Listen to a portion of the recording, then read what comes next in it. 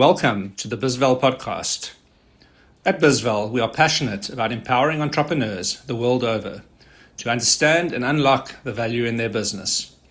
We work with advisors and entrepreneurs to demystify the value creation process when building a business. At bizval, we know how tough it is to grow and run a business, which is exactly why we've made valuations simple to understand, accurate, and affordable. Our unique blend of tech and touch ensures that you always receive the best service, authentic human engagement, and data-led insights to ensure that you build a business that provides you with freedom and choice. In the bizval podcast, we showcase stories of real entrepreneurs and advisors, sharing lessons and inspiration from their journeys to make your journey just that little bit easier. And today we're joined by a powerhouse, somebody who's built, rebuilt, and kept showing up, even when the business world tried to burn her out. She's the founder and CEO of NIMAC Global, a strategic technology advisory firm, helping accountants and business owners scale smarter. She's also the voice behind Confessions of a Quiet Storm. It's a blog that's equal parts truth, grit, and grace. And I'm sure she'll give you the details of that a little bit later. But Michelle, welcome, and thanks for joining us here today. Oh, good to be here, Graham. Thank you so much for inviting me on. Fantastic. I know that the clocks have, well, you've had a week to adjust to the clocks going back in the UK, but how's that transition going for you? I think most people are late for work on the first Monday after the transition on a Sunday, but we're adjusting. Cool. Well, let's start at the beginning, Michelle. And before NIMAC, before we'll get into a bit about your background, before triathlons and burnout and all of that stuff. Who is Michelle Janse van Rensburg? It's quite a loaded question, Graham, but I would say if I've got to try and think back, it would probably be running barefoot on the salt pans in Botswana. Always dreaming of having my own business. So you started, I mean, you started as basically a country girl by the sounds of things. Where did you grow up, Michelle? So I spent the first number of years, probably about 6 or 7 years in Botswana, in a very, very Yeah. small town by the name of Town, and then moved to South Africa, probably about mid to late primary school. Spent some time in Gauteng, and then ended up matriculating in KwaZulu-Natal. And now you're living in Wales. I mean, you're a true global citizen, aren't you? Yes, I was in a number of schools growing up. My dad did some contract work, and yes, as an adult, I've also been around, also moved around. Yeah. So Michelle, tell me a little bit about sort of growing up. I mean, as you say, you started barefoot on the salt plains, basically, and now you're running, an organization that works across businesses. You know, Tell me about some of those background stories that sort of shaped you. What were some of your hobbies growing up? Touched on that in the intro. You got a bit of a competitive streak. Maybe you can give us a little bit about a background in terms of, what are some of the things that you did that have shaped you into who you are today? So growing up, Graham, I did a lot of sport, probably more sport than what I should have, because it meant that my academics were never really on point. I was just kind of scraping by. I wasn't much of an academic. So yeah, I basically lived in the pool, did competitive swimming, and I often tell the story about my dad having quite a strong short military stint. So my house was very much structured and ordered. There was no participation medals. There was no time sort of for any bullshit. Sorry for the language in the house. And I think, growing up doing competitive sports and obviously being raised by a dad like that, there, Mm, you're definitely very competitive, but I'm mostly competitive with myself than what I am with anybody else. And then mom is yeah. also very, very strong-willed. She's the mothership of the household.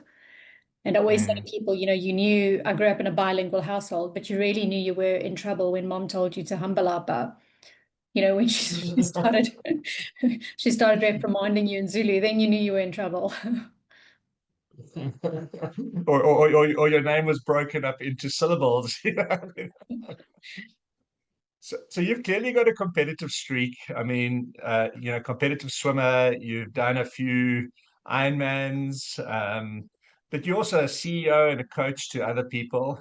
So you've spoken about your background in terms of that sort of competitive nature, but can you maybe share a little bit about, what that competitive streak means for you, both from a positive perspective, and then maybe some of the sort of negative sides to that you've had to work through over the years. So I spent a number of years trying to get away from the negative side of it, or, just sort of on my own personal journey. But I think the Mm, positive side of it is that you never really quit. mm, It's sort of that grit that just keeps you going. And I think to just constantly be a better human, I always say to people, I'll be very, very embarrassed if people were judging me by who I was 10 years ago, when I started the business. And, mm, and I think that competitive nature, not just sort of in sport and things, but it constantly drives you to just be a better human and to do better in the business and to constantly yeah. up your game. My team at Namac feel that, fortunately and unfortunately, that constantly, how can we up our game? How can we up our game? So I think the positives Mm, of it is that you're constantly improving. And I think, as long as like I said, as long as what you're striving to be better in life, you'll always go forward. And I think the negative mm, of it is that it's quite tiring. mm, It's really quite tiring. There's never just a day or a week or a something that there isn't something that's being competitive. Did I run better than yesterday? Did I get more done today than what I did yesterday? There's always something that's popping up. yeah. And as you say, you got a sort of A-type competitive personality. It's striving for more and it's trying to do better. And I guess that's largely what drives the world forward in terms of business and entrepreneurship and all of those sorts of things. And it works really well, I guess, until it doesn't. And I guess that's the sort of vulnerable space we're going to go into now. So in some of your writings and your blogs, you talk about confessions of a quiet storm. And where that competitiveness got you to a point where some mornings it was just, difficult to get out of bed. That constant drive for more, and you kind of hit a block, I guess, where you had to redefine some of that success. So can you talk a little bit about that, Michelle? I know sometimes it's not easy to kind of get vulnerable like that, but what triggered some of that reflection for you? So I burnt out when I just started the business. So I was maybe about a year and a half, 2 years in. And what Mm, happened is I was sleeping 90 minutes to 3 hours a night, literally continuously, not just for a week or a couple of days. That's literally what I was doing continuously. I'd been through yeah, yeah. a bad stage in my personal life, and that's when I found triathlon, got an incredible coach, and that Mm, just kind of kept me sane through all the personal things I was going through. But also, I was determined to make my own business work, and it got to a mm, point where I realized one morning that I can't get up. And I ended up sleeping like 15 hours a day for a number of months. sure. And me being me, I went to the doctors. I went to any sort of doctor you can think of, from homeopaths to GPs to gynecologists, any specialist I could get, I was seeing. And I was like trying to throw the textbook at it, having a number of blood tests done, and everybody came back with the same result. They were like, oh, this is burnout. Doesn't matter how you look at it. You can take 2 weeks off, you're not going to recover. And I remember Yeah. it taking 3 to 6 months for me to recover. And I just started the business, so I had no downtime. I'd nobody in my corner. I was running on my own. So I was literally like working, and I'd come home and I'd fall almost like face flat on the bed with my makeup on, Mm, earrings, heels, clothes, everything. And I'd wake up like 15 hours later and then get up wow. and shower and take the day again. So there weren't many people in my life at the stage, that knew that I was going through it, because you just got to kind of show up, right? Have another cup of coffee and show Mm, up. And yeah. I remember being 6 months in one morning in the gym and realizing like I actually feel human again. Mm, And then probably about a year and a half later, I was very close to hit burnout again, but not to that extent. Luckily recognized the signs quite early. But yeah. it does sort of shape your perspective in terms of what is a healthy balance and what isn't. Yeah. And I guess, it's something that, is very often hard to recognize because you don't see the signs until it kind of hits you in the face, as you say. You have that moment where you kind of collapse on the bed. And I think it hits home for a lot of founders. this sort of hustle culture and working harder, and that is, it's often celebrated. If you're not if you're not part of the 5 o'clock club, you're not doing it right. But I guess as you get older and wiser, and that you realize that it's not always that, that sort of pursuit of or sort of success and ambition, and that has got a bit of a dark side, and there's a better way, right? So you now working with a lot of business owners and founders, and that tell me, how have you been able to kind of relate your experiences to now how you're engaging with other founders and owners who, maybe going through some of those same sort of challenges, or you see the warning signs from the outside looking in? How do you approach that? It's a difficult one because it's one of those things that you kind of need your own conviction on it. You need to go through it yourself. But that being said, like Graham, I also don't subscribe to the 3-day work week. Yeah. I don't subscribe to that at all. Like, I think you do still need to graft hard and you do still need to grind, to get where you need to be. But I think sleep is the Yeah. one thing that you shouldn't neglect. And that doesn't mean you need Yeah. 9 hours sleep every night. You can, like, I function really well on 6 hours, but I still think that one shouldn't move away from the hard work and the grind because it's ultimately still necessary. And I think Yeah. with business owners, what I always say is whatever you're focusing on, make sure it actually moves the needle forward. Because I've been there I was there for way too long, where it's like, it's got to be done my way, and my way is the right way. And I'd get so involved with the team and in the detail and, find myself micromanaging, not because they needed it, but because I needed it. It gave me a sense Yeah. of control, it gave me a sense of purpose. And that's what often leads to burnout, is that you're trying to do so many things and half of the things you actually don't need to do or shouldn't be doing. And I know, there's that thing of delegate this and outsource that. And, we all know that. But the hard reality is how many of us are actually doing that? And when you do that, I mean, we often see it with businesses, especially in the accounting firms that have the juniors coming in. When you do that, how do you make sure that the work going out is actually still quality, right?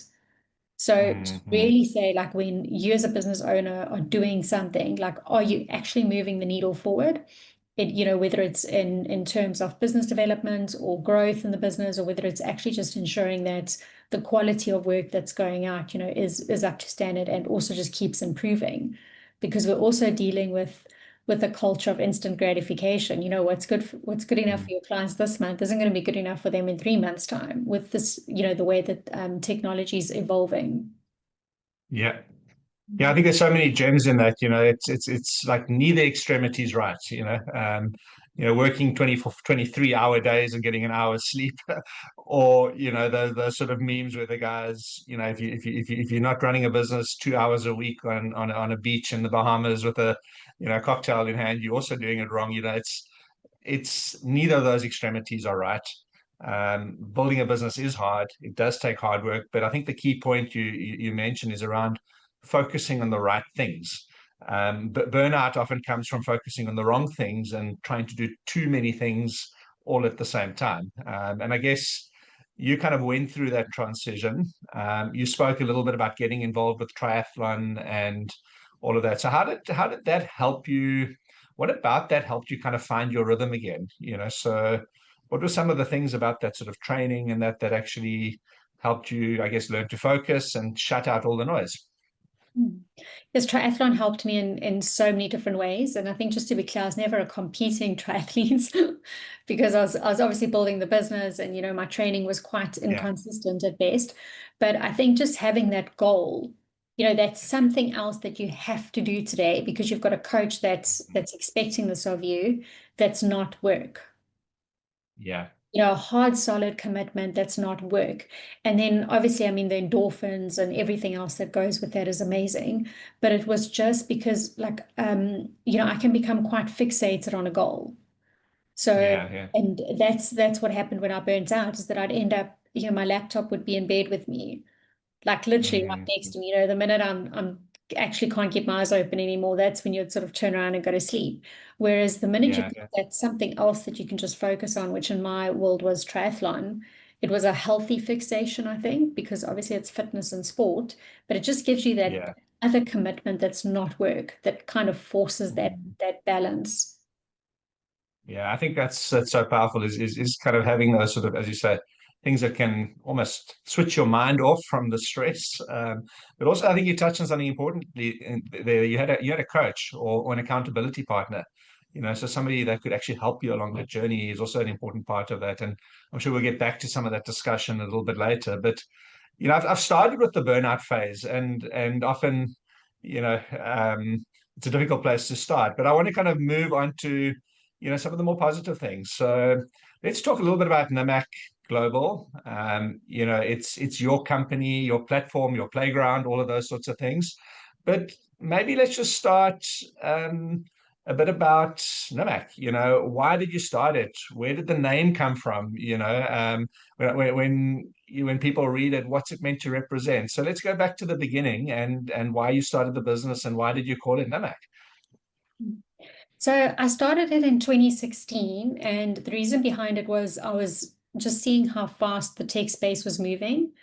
And Zero had just hit or not just, but Zero was doing quite a lot of work in South Africa at the time to try and obtain that market. And I just found that the larger companies were moving too slowly. They weren't able to Mm. keep up with the change. And I saw the gap in the market. And the name, honestly, just I was having a gin around the fire one night in the Free State and put numbers accounting together for cloud accounting. And that's where NAMA came from. So it's not any sort of powerful significance. It just basically came from cloud accounting. I just put the two words, numbers accounting together. Yeah, yeah. I started helping accounting firms transition, move to the cloud. Eventually, it turned into an accounting practice, which was never really the idea for it to be an accounting firm, and built this accounting firm just out of nowhere. And a year and a half or 2 years and sold the practice, sold that book, and then just carried on within the tech space. Fantastic. I mean, I love the name, the background to the name, because I see so many entrepreneurs wanting to start a business and I think they need to spend like so much time on the name and the brand and like engage consultants and come up with this perfect name. But the reality is actually you're just going to get started, and if your business really flies and succeeds, you can always rebrand later. But I think so many people talking about doing the right stuff, right? It's focusing on what is the purpose of the business first and foremost. What problem are you solving for business owners? The name can kind of happen later and the branding and all of that. And you've also had a few iterations of the name and what goes around that. But let's just talk a little bit about Namac's vision. So what makes you different? What makes you different to any other accounting or accounting tech firm? I'm always mindful to answer that, Graham, because the reality is, as humans, we all think we're unique, right? Mm, I see it with our clients here when we go and we do a manufacturing implementation. They always want to spend hours telling us what makes them different. But the reality is manufacturing is manufacturing. So I'm mm, always mindful to answer that question in terms of what makes us unique. But I think, if we look at digital transformation, what I always say is that we've been doing this way before it was cool. In mm, 2010 and 11, I found myself running across Africa, helping with mm. stage evolution implementations and writing standard operating procedures for businesses across like Mozambique, Zambia, Botswana. I was very fortunate to have worked for an asset management company at that stage, and the assets were businesses they owned across Africa. So we Yeah. definitely like come with a wealth of experience. It's not just in the last couple of years that it's gone like, oh, let's transition from being an accountant to tech. The transition Yeah. happened way before NIMAC even started. And then, the Yeah. same goes for my team. My team, a lot of them do have accounting degrees, but they actually never worked in practice. They got their accounting Mm, degrees, went straight into programming, qualified as devs.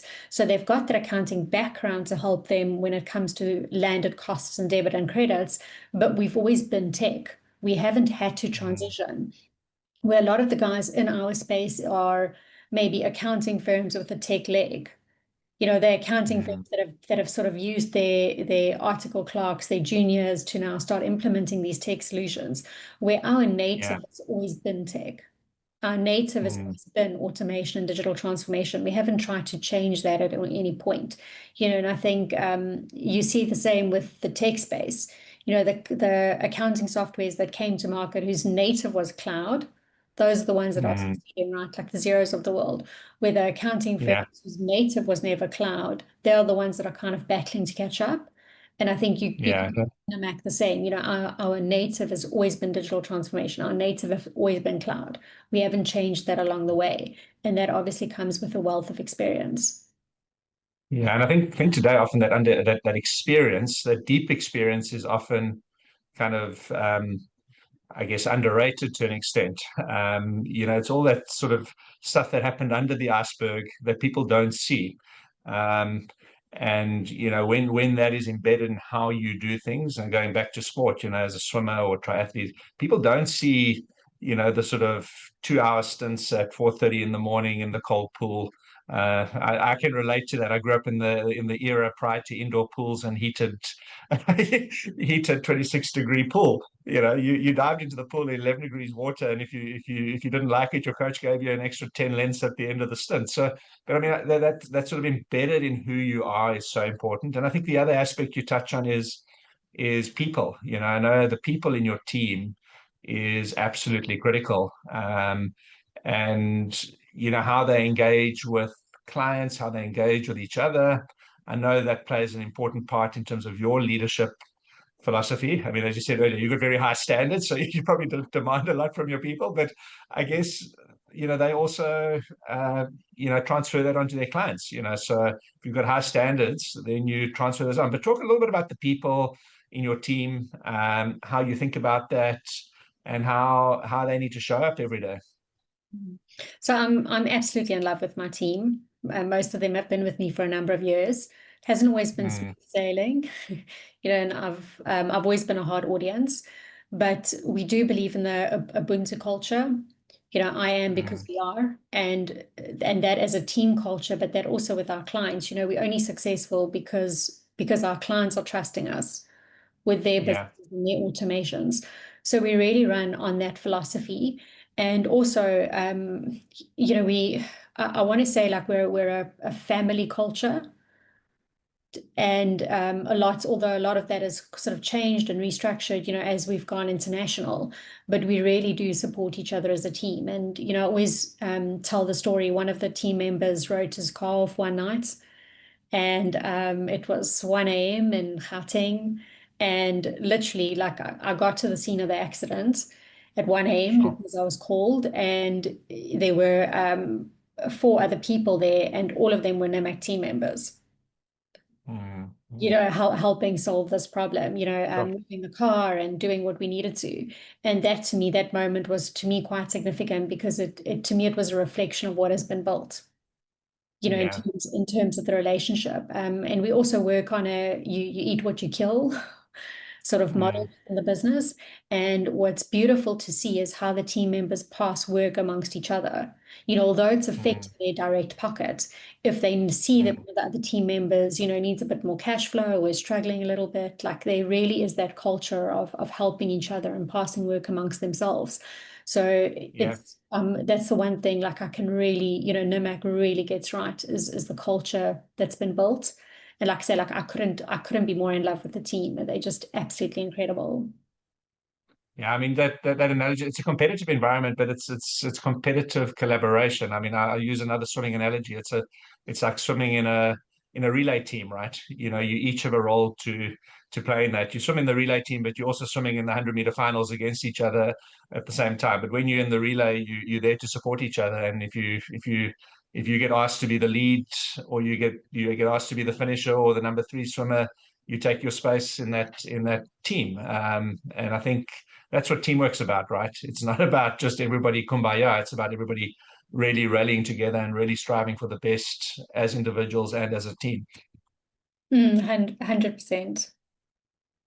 So we to talk a little bit about, and I don't think our listeners, I want to point them out to your blog, but in one of your blogs, you talk about the sort of currency of calm, and that's about being able to be sort of calm in tough situations. And I think in our world, often calm is underrated, whether you're in finance or M&A or valuations. So what have you learned about leading through sort of uncertainty? And I guess over the last 10 years, there's been a lot of uncertainty. We've dealt with COVID, we've dealt with, global meltdowns, global war. You've changed countries. What have you learned as a leader through all that sort of uncertainty, Michelle? And so my poor team, because like I've said before, I'm not an easy audience. So, I think leading through uncertainty and stress and everything, like I've often had a wealth of emotions that comes with that. But I think what works for us is we set themes. So we set a theme Mm, for every quarter. Every quarter we go, what is the theme for this quarter? Because the reality is that things change really quickly. So we've got our yeah. goals, we all know what it is that we're working towards for the year. We all know what it is we're working towards and what sort of the bigger picture is and the 5-year goal is. We've got that. But it's really, I think, what drives the needle forward, what we've seen is really just going, what is the theme for this quarter? And what are we dealing Mm-hmm. with? Because uncertainty, like things change so quickly, whether it's political, whether it's tech. I mean, if I think how quickly my own life changed in terms of the immigration, and looking at some of the team members and what they've been through personally, things change really quickly. So if you've got that one theme for the quarter, then Mm-hmm. that generally works really well for us. And that can be anything. We've had themes where we've said this quarter we're focusing on Ubuntu. Or this Mm-hmm. quarter we've had a theme for a quarter called Get Shit Done. You know, this theme, Yeah.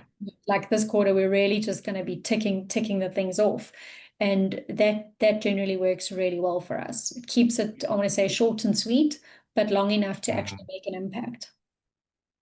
It's a bit like that saying, "How do you eat an elephant? One bite at a time." It's long enough that you can actually get stuff done, but it's short enough to kind of, I guess, acknowledge that things do change. I have to chuckle sometimes because, when we do valuations, and that part of that is trying to look into the future. What's going to happen 5 years from now? And the reality is that, 5 years from now is anyone's best guess. The world can be in a very different place. And it's not to say you shouldn't have those long-term plans. They are important, but particularly in startups and businesses that are growing and it's not like a big bank or setting a country's budget. Those kinds of things are a little bit more stable. They do require flexibility, and that sort of quarterly review is a great way, and quarterly theme is a great way to kind of chunk it up. Um, Michelle, I think, when we look at our audience that we're talking to, and a lot of people listening in here would be business owners. And from our side, obviously, we focus on valuation, as I said. So, trying to think about how is your business going to perform into the future. How do you think sort of your approach can help business owners build more valuable businesses? How does that quarterly theme, how does that kind of dealing with uncertainty? What one piece of advice would you give to a business owner to kind of build a more valuable business as they look forward? So I think, the things with these things is that it's always your own perspective and your own experience, right? So Yeah. Um, what I really like about what you guys do is obviously the valuation side of things. I think one of the biggest mistakes I made when I started Namac in 2016 is I never started it with the aim to sell it. And I Mm, always say now to business owners when I deal with them, I say, are you building a business or are you building a hobby? And if you're building a mm, business, get that valuation done sooner than later, which is obviously your playing field. Or even if it's a hypothetical valuation, get that mm, done sooner than later. Get the right systems in place from day one, even if that software costs you a little bit more. And it's not to mm, say you are going to sell your business. It's not to say you want to sell your business. I just think that you make better strategic decisions when mm, you are building to sell or when you are building to increase that valuation. So I really encourage business owners to work with guys like yourself on a regular basis. Don't not just a once off the day you want to sell your business, because we've mm, all been there. Then it's either too owner operated or the P&L is, too mixed up with all sorts of other personal expenses, which most, how most South African businesses operate.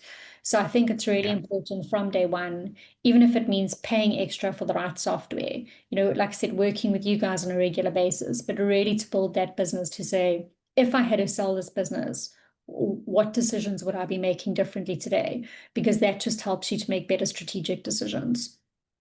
Yeah, it's that sort of Stephen Covey said, begin with the end in mind, right? And just to bring it back to the example you used earlier with your triathlon, as you said, you weren't intending to become world Ironman champion. But you did have a goal to, maybe compete in a triathlon or an Ironman. And that kind of set the path for your training schedule and how you went about that. And I guess even if you never ended up doing the Ironman, I'm thinking back, we're now in October or November as we're recording this. People who trained for the Cape Town Marathon, which was cancelled a few weeks ago. And everyone's, they trained for this marathon. But the fact that the marathon was cancelled, yes, everyone was sad and all of that. But, those runners who were training for months and years to do the marathon, it wasn't in vain. Yes, maybe they couldn't run the marathon, but they're healthier, they're fitter, and who knows, next year they can do the London Marathon or the Boston Marathon or whatever. So that preparation never goes in vain. But having that goal is absolutely so important. And then breaking it up into those sort of like quarterly or yearly sort of, let's call it themes, challenges to get you there is really, really important too. I want to move on to some of your success stories. So you've worked with a lot of clients and you don't have to mention them by name, but could you maybe share a case study or a story where Namak has really kind of genuinely worked with a business and shifted that business's perspective or performance over a period of time, Michelle? We've got a number of businesses, Graham, like it's difficult to pinpoint them, but we've got a number of businesses that we've worked with for a number of years that we actually see their turnover not just increasing, by a percentage, but literally like doubling year on year on year.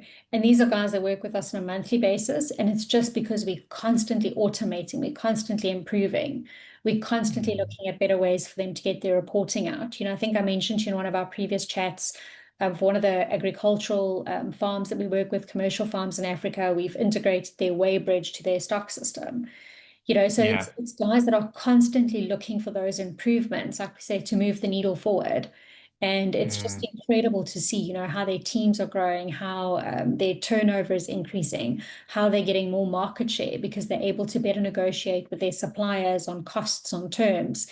And it's just, those are the clients that really sort of make our hearts tick because those are the ones that we've got a journey and a story to share with, and and they'll sing high praises of the softwares that we have implemented for them, and it's just because of the reporting of what they're getting out of it. It's not about that 5 minutes a day that they're saving. I always say micro equals macro, and often customers don't want to go on this journey because I'm okay with Excel or I'm doing okay with what I've got at the moment. But they don't realize at the end of the day, it's that micro that equals macro that's allowing these customers that we've worked with to actually double their turnover year on year. Yeah. I mean, there's so many lessons in that we could kind of draw on. Earlier on, you spoke about, as a founder, one of the big challenges and the burnout discussion. And when you're doing too much of the stuff that you actually shouldn't be doing, it detracts you from focusing on the strategic and the important stuff. And I guess that's one of the things that you do is you take care of the automation. So all the heavy lifting stuff that often takes a lot of time. It's not just the time aspect, but it's that sort of constant content switching between strategy and ops and putting a report together, which really impacts on founders. So I guess, you help take care of the heavy lifting so that the owners can focus on what really matters more. And those are the things that move the dial. So it's not automation for automation's sake. It's automation to enable the right headspace for the founders, but also importantly, to have the right information that they can make better strategic decisions, right? 100%. Yeah. Michelle, this chat's just been great so far. What we do is, before I give you a chance to say, a last few words, we always have what we call a rapid fire round. It's just a bunch of sort of fun questions that we have with our guests just to get to know a little bit more about you. So, just short questions. First thing that comes to mind. So let's talk about your morning routine. What does that look like? Are you a member of the 5 a.m. club? Tell us what that looks like. So I often wake up at 3:30. Not even joking. And it's just because it's so quiet. So quiet. It's very productive. So I've actually moved away from training first thing in the mornings, and it's just because I'll do a couple of push-ups and do a couple of squats while the kettle is boiling just to kind of get the blood moving. But it's just because work-wise, I find myself extremely productive in that time of the morning. So, I mean, I'm a woman of faith, so I always start with some prayer. And Yeah. then as soon as I can, just take the laptop out and just start getting the things done that move the needle forward. So those morning Yeah. sessions, they're like, what can I do to move the needle forward? And then my training session would normally come around lunchtime or late afternoon, just to kind of build that energy for the next stage of the day. I love that. Focus on when you get your best work done. I mean, I can relate to that. I actually am a morning person. And before I had kids and that, and had school runs and drop-offs and all of that sort of stuff, I would often be in the office at 6:30, and by the time everyone else rocked up at 9 o'clock, I'd done all my important work for the day. So, but that doesn't work for everybody. I guess you got to find the routine that works for you, so that you can get your focus work done. At the right time, and when you're in the best space to do that. And I can also relate to that sort of take a break at midday, a bit like you. I've got it scheduled in my diary between sort of 12 and 1 every day. Fortunately, I've got a gym over the road from me. I go and do 60, 80 lengths in the pool, and it's just a great reset. But I think the point is, find a routine that works for you. You don't have to be the 5 a.m. club. Some people like to sleep to 9 and work till midnight, so that's a great perspective. Let's talk about reading. I don't know if you have much time for reading, but maybe one book that's changed your thinking or left an impression on you. Oh, so many, so many. So I love to read. The one book I really like, and I actually like most of his books, is 10x is easier than 2x. Mm. So I found that to be a really good book, and that's also changed the way I operate within the business quite a lot. It's easy Yeah, to have 2x growth because you've just got to, or easy in the sense that you just need to work harder, you just need to put in more hours. But the minute you start thinking 10x growth, that's when you start going like, okay, when can I really think strategically? And yeah, that's where the 3:30 a.m. comes from. absolutely. And I think we sometimes talk about it. It's just as easy to catch a whale as it is to catch a guppy. It's I mean, figuratively is it's just a little bit more effort, but then you get much better rewards or much more efficient in that. And I think people make that mistake. They think too small, but they then just are like a hamster on a treadmill moving at like on the same spot. Think bigger and think strategically, and you can really move the dial. um, what's the biggest misconception that you think people have about success, Michelle? Sure. It also feels like a loaded a loaded question. They're all loaded questions, don't worry. I think, what really worries me, Graham, if I'm honest, and this is maybe a blog post, what really worries me is the media at the moment around this. Mm, Like you mentioned earlier, the meme, somebody sitting with their laptop on the beach and they're working 2 hours a day. And I get it, and I get it that there are all these things that you can do. And I'm not saying like I'm not opening my mind to other things, but yeah. success it's hard work. It's hard work. Mm, There's no ways you're gonna get around hard work. mm, And I always say when I left corporate, I spent quite a while running away from routine, and running away from structure. And then I very humbly realized that like order and structure wins the day, order and structure, consistency, those things win the day. And I think a lot of people think that success comes easy and people give up too quickly. Saying to somebody that, mm, Namak is nearly 10 years, next year will be a decade. And I finally mm. understand the saying to, 10 years to an overnight success. Yeah, and I think that's so true. I mean, the hard work is part of the success. I think as I said, these glamorized notions of like not working and I don't know doing what. I mean, if you're not working, what are you doing? So working it's about the effort, but it's also the contribution you're making to society. It's about purpose. It's all those things. And it sounds like a cliche. The journey is important as the end goal. And success is about that constant showing up and giving your life and other people's lives meaning as you go about that. Mm. Okay, now as a creative one, maybe not so loaded. If Namak was an animal, what animal would it be? That's difficult because what comes to mind immediately would be dolphin, but that's just because I love the water. That's got nothing to do with, with Namak as such. Yeah, I'd probably need to give that thought, Graham. But it's a good question. It's probably Oh, going to be, I'm going to be pondering about it all a day. dolphin will do. Okay. Two more questions. If you could put one sentence on a billboard for every entrepreneur to read, what would it be? Probably be work harder. And I know everybody says work smarter, not harder. So I'm not saying don't work smart. I'm just saying Mm, that, tech is giving us a lot of free time at the moment. See it all the time. mm, Business owners are spending more time outdoors and everything, and that's great. But if you could still put in the effort that you had to put in before tech was there and utilize the tech, mm, you're going to be mm. flying. Like you're going to Yeah. absolutely be flying. I think what you could achieve, you completely would underestimate then what you could achieve in the next 12 months. So I know that's not one sentence, but it would really be like just work harder, keep putting in the grids while working smarter. And I think, that So, ultimately that's where your success is going to sit. Where a lot of so business sitting use back, technology as a multiplier rather than as a way just to become more lazy. 100% well said. Cool. And the last question, your favorite quote or sort of mantra right now? Gosh, I don't think there's one speaking to me at the moment, other than Ubuntu. That's quite a thing for myself and the team at the moment. And I think it's probably the immigration that triggered that with me. But Mm, mm. definitely Ubuntu. Like don't forget where you've come from, and you are here because of your team, because of your clients, because of the people that have supported you along the way. Yeah.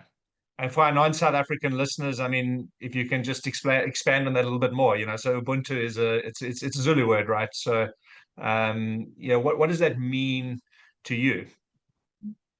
Well, the short of it is I am because we are, what we said. But I think what it means to me is that a number of things, having nearly been at this for a decade, it's definitely, I mean, I've had family and friends that have taken my no's over the years, no to the braai slash barbecue, no to the birthday celebration, no to the weekend trip, no to the dinner, just because I've Yeah, been building. So it's also just if we say I am because we are, it's also because of the friends and family that have made the sacrifices with you and have been incredibly yeah, yeah. patient with it. And then, like I mentioned earlier, the team that passes work around because Mm, they know it's got a direct impact on their pocket, and how they end up helping each other. And I think mm, it also goes very closely with that saying that everybody knows it takes a village. mm. Like I said, if our clients didn't trust us, like we wouldn't be where we were either, right? And I think when it comes to automations, change management is always difficult. So you do tend to upset people in the early stages of a new transition, but just the fact that they trust us to get over that transition. So really, like I wouldn't be where I am, without community, and the business wouldn't be where it is without community and clients as well. Fantastic, Michelle. I mean, I've really enjoyed this conversation. It's been equal parts, strategy, soul, sanity, hard work, and just appreciate you joining, which is 2 hours earlier for you than what it is for me. But thank you. Is there anything you want to kind of leave with the listeners in closing before we wrap up? Like I said, I think just use technology as a multiplier. Your words, Graham, but I think well said. I'm going to steal that. Fantastic, Michelle. Thank you so much. It's about, we have to connect with entrepreneurs, to share perspectives, to share stories, and thank you for sharing. So to our listeners, if you're building a business, you're burning out, you're trying to juggle and balance out, take a leaf from Michelle's book. Pause, reflect, rebuild, find out the routine and that works for you. Michelle, how can our listeners get hold of you if they want to connect outside of the show? So the easiest would probably be our website. So it's just www.namac.global. And then, like I said, I do have my blog, Confessions of a Quiet Storm. I do need to up my game there, write a little bit more on that. And then anybody can always reach out to me on email as well. It's just michelle@namac.co.za. Right, Michelle, thank you. And yeah, for those of you listening, till next time, stay curious, stay calm, and keep building value that lasts. Thanks, Graham.